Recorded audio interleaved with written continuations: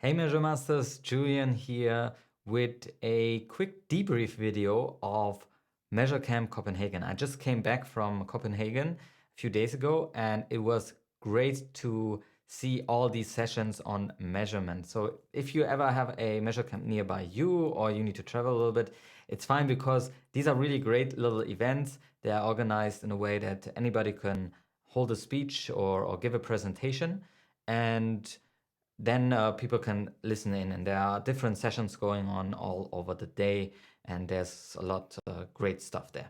So really I wanted to give you a little bit of a debrief because I learned some new things, some new thoughts that I wanted to put out there for you as well to stay informed. And really we're going to talk about three things that I've learned. One is about GTM templates, then about ITP 2.1, and in the end, I'm going to give you a few more topics that I found interesting and stuff to ponder. Now, let's get started. I'm sorry, this is just going to be me talking, not some fancy presentation.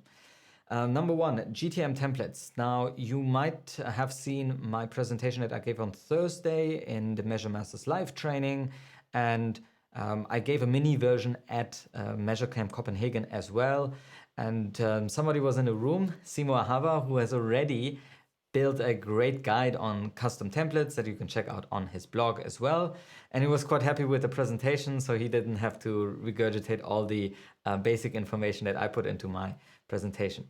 Now, later on, he had a little bit of a more advanced session where he talked about GTM templates, which was quite interesting. And he had a quite interesting thought there that I wanted to let you know about. Because GTM templates are not just about like the functionality wise, what we can do now, but they are really a pathway, a new way that Google Tag Manager, a new path that Google Tag Manager will go down in the future. And he explained it this way. GTM templates is a feature that is not only just built for security in mind and so on, but the one thing that you notice quite clearly in GTM templates is that once you start implementing GTM templates, that they are very, very restrictive. You can't actually do everything that you want to do in the custom HTML tag. You might know that you can't just copy it over and then call it a template, but it's actually even more restrictive than that. You are not able to build custom listeners into a template or anything that is requesting a script that is malicious or so. So you need to be very explicit when you build a custom template. And the way he sees it is that Google Tag Manager or the Google Tag Manager team has problems to become an enterprise player, although it's a part of the enterprise suite of the 360 suite, right? But the problem here is that really big companies have content security policies, which means they have policies set up on their website that certain JavaScript codes can be loaded like Google Analytics, but anything outside of that scope would be cross-site tracking. And this is something that is restricted in most bigger companies. The problem with Google Tag Manager when they decide to put Google Tag Manager onto their website is often that they don't want to open up a security hold, which is the custom HTML tag. So through custom HTML, you can do quite a bit already, and they just don't want to have it on their website because it would make it really hard to control any kind of scripts that are put out there through this container. Now they could block obviously custom HTML tags, but it's not very practical if you think of the Facebook Pixel, for example, which is a major player. So with the GTM templates, they are actually saying, okay, now we have that method to be much more restrictive, be in compliance with your content security policy, and bring you a feature set that is not as open as the custom HTML tag, which makes a lot of sense. But what we need to be aware of, if somebody who is a tracking implementer, that it may be in future that we see less and less of accounts where we can actually utilize the custom HTML tag. It's just blocked by default. And you will need to use any kind of GTM templates. So this is quite interesting thought that I didn't think about because it goes deeper than a layer deeper than what we have discovered on like how to build them. This is actually thinking behind why the GTM team and why it's such a big step on the GTM part to look at this.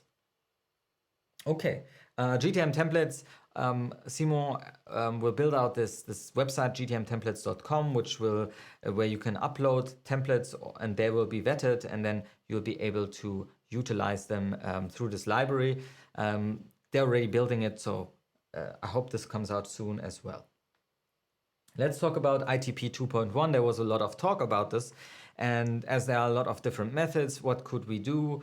There are different kind of approaches to it, and also different kind of opinions. Some people say, well, I think that client-side tracking on the long run is dead.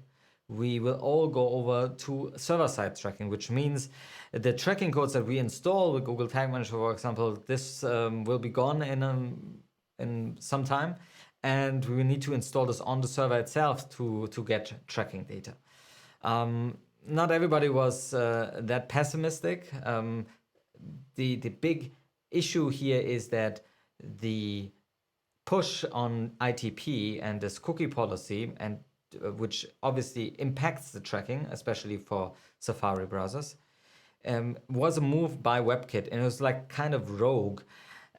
Probably a step against Facebook and the Facebook Pixel, because the Facebook Pixel is always like trying to invent, and then they had suddenly this Facebook Click ID, and then WebKit said, wow, this is not allowed. You're trying to do first-party tracking with your third-party tool, so we're going to block this, and it came out really, really fast, right? This is something that is quite annoying because there's something called web standards. And this is where the browser vendors get together and talk about like what feature sets do we want to build into the browser. And Google makes with Chrome makes their suggestions, WebKit makes the suggestions, and then it's getting slowly implemented into all these browsers, right? Famously, this is something that was, this chain of command was actually something that was put into life because of what the Internet Explorer did, right? It always lagged behind, and your website wasn't shown correctly on Internet Explorer because they were the dominant browser, but then they lost their position and so on. And RIP Internet Explorer, which isn't around anymore. And yeah, so yeah, the whole thing was something that they set up so they talk to each other, right?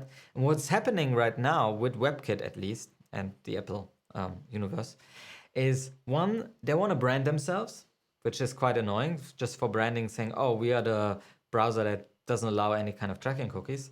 And the second thing is that they are kind of in a trade war, like China and the US, right?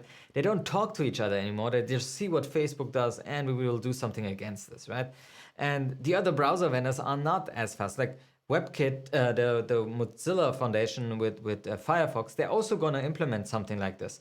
But they started the process and they suggested it, and they went through the proper standards of communication saying, hey, we're going to implement this in a few months, so you need to get ready for this, right? This is a decision from their side, and who knows what Chrome will do.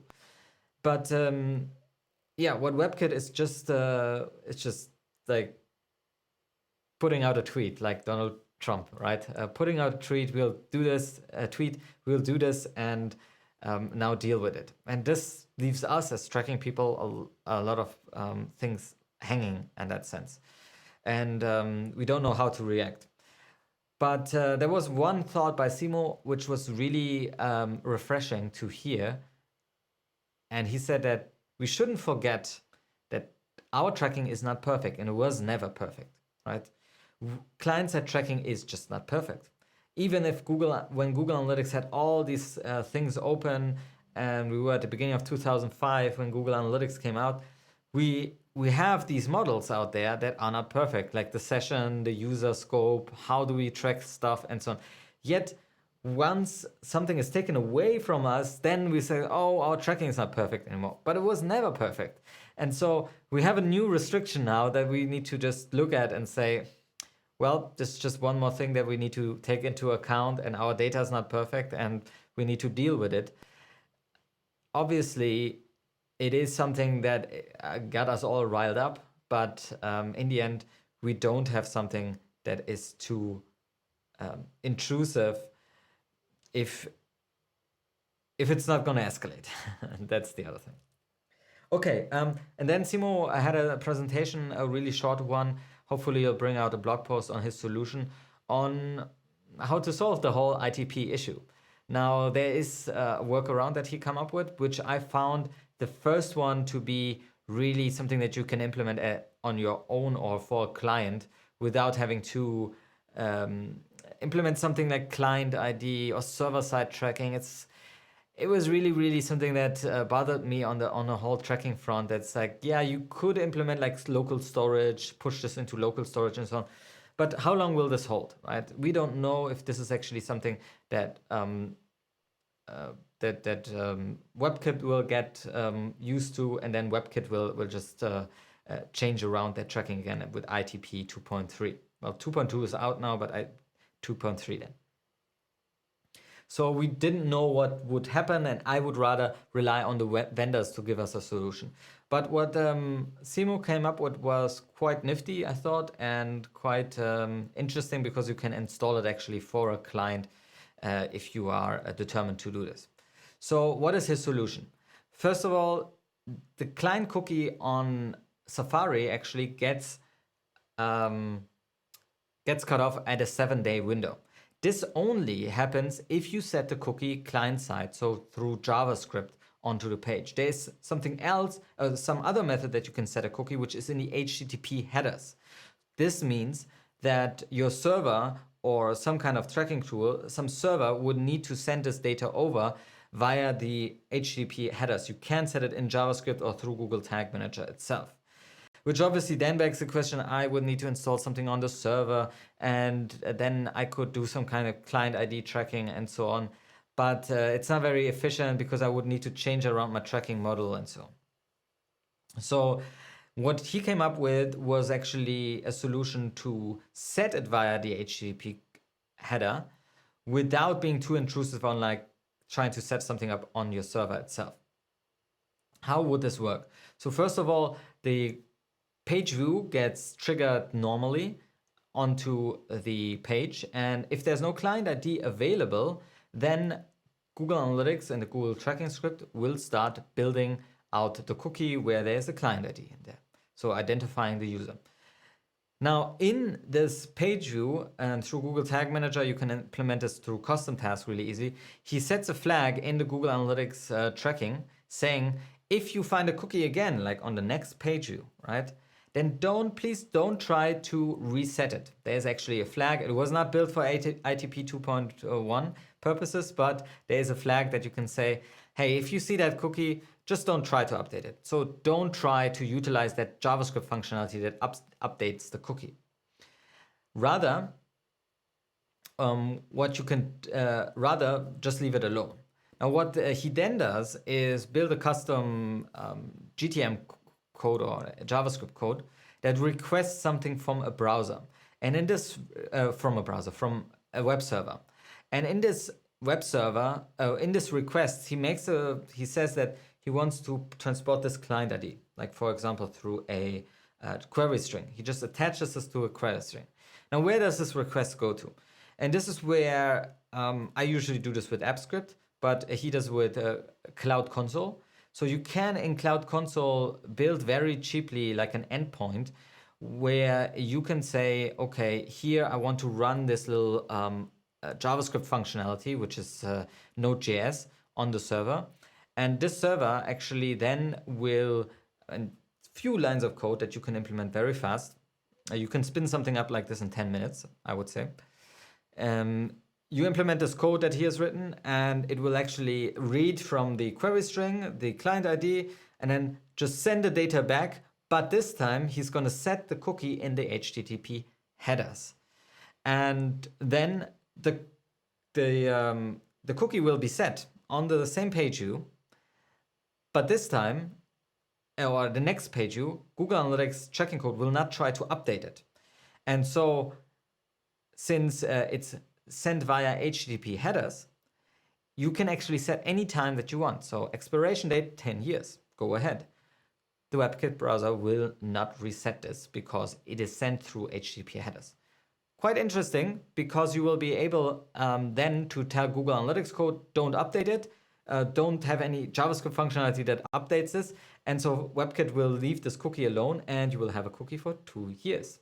That is not restricted. And so you have worked around this whole WebKit policy.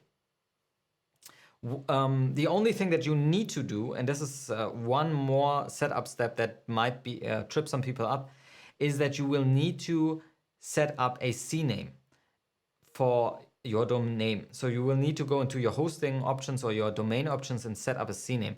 What will this do? Now, if I request something from a browser, I need to request something from the server. I need to put in a URL, obviously. Where do I want to send this to? And this would be sent back via cloud.google.com or appscript.google.com. They have all these domains, right? Wouldn't be my own domain. What WebKit actually says is that you are not allowed to do any cross-domain scripting. So this would be cross-domain, and so this would be blocked. What you need to do is set up a CNAME. In a CNAME in your domain options, this is one line. I use Cloudflare. It would be one line for me and would be implemented right away. Then I have, for example, tracking.measureschool.com. And this would actually point to that functionality, to that endpoint on Google Cloud. And it would then just be an alias, so to say. And then I can request directly from tracking.measureschool.com and would get this request back with my client ID set in the headers and so on. And that way, WebKit wouldn't see this as a cross-siting setting a cookie. So it would allow it, and everything would be working fine. I found this genius because it is actually feasible. If I would install this for you or for a client, what would I need to ask from them? I can set up my own cloud console. That's something I can do fairly fast. I can deploy the tracking scripts onto the GTM and install the custom tag. It's also something I wouldn't need actually access. And the only thing that I would need to ask the client is to set up their CNAME or give me access to their domain options in order to set this up for them. So it's feasible, and this is just copying your URL really, and that's it. So it's feasible to set this up for a client, actually, I would say, and something that would work at least until the WebKit team says it's not allowed anymore. So, and it doesn't change any of the measurement model. You wouldn't need to set up any kind of fancy JavaScript to remodel anything and so on. It would actually also work with any other tracking script out there. So if there's a Facebook pixel, though I don't know if Facebook would if Facebook would try to update that pixel every time, that cookie every time, and therefore that method wouldn't work. You need to somehow disable that mechanism of trying to set a cookie or expiration again and again.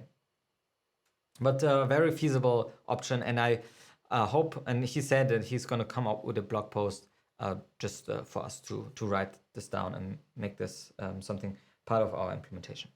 All right, last topics that I quickly wanted to run through, I found interesting was, what if a data activism group or data activist, which is also called hacker, would try to attack your Google Analytics infrastructure? So this case that he came up with was quite interesting. I leave your website alone. I don't care about your website, but the data that you have in Google Analytics, I want to attack this. He would take the referrer spammer method of sending this via the measurement protocol and then building a botnet from many different IP addresses and just bombarding your endpoint in your measurement protocol and injecting into this request some PII information, right? So personal identifiable information. Now what will happen, since GDPR and so on, Google Analytics would see that data through their machine learning algorithm and say, hey, this guy is tracking PII, we'll just shut down his account. And this is obviously something that you can't block on your end because you wouldn't know which IP address this comes from. You would probably don't notice it for a long time until the next day that you see, oh, my Google Analytics is completely screwed up. You would need to re-verify, is this coming from our website and so on, until you would notice that there's a data activism group trying to shut down your Google Analytics account. So quite an interesting thing to think about. There's no there's no easy way to fix this actually. And yeah, it's just an interesting thought to think about. The second thing, the second part I want to talk about, or just quickly mention, a government, a data governance policy, right? That's something that is probably something that bigger companies think about. But do you think about this as an implementer, as somebody who provides services to a user? So this is the question of the day. Every implementation has their lines, right? So blurry lines, I think for myself, is like if I upload data to Google, to Facebook, for example, you can upload these custom matching lists, right? Is this actually okay? Did we get consent for this? Or wouldn't they actually notice when we upload it? It's like a blurry line that as a marketer, obviously you want to have that data uploaded, but is this for you okay? And would you do that job? And if we haven't thought about this, we may look into the case for a client. He wants to have this problem solved, and so I'm going to implement this for him and say, oh, I'm super detached from it, right? But I think we as people who know about data need to think about this as well, and need to think about what are the lines that we don't want to cross when it comes to data. So this was also a quite interesting thought. All right, this has become very long. I hope it was useful for you, and I hope you check out Measurecamp nearby you. If you have any more questions, please let me know down below in the comments, and if you have any thoughts, I would love to know as well. I hope this was useful. As always, my name is Julian. See you in the next video.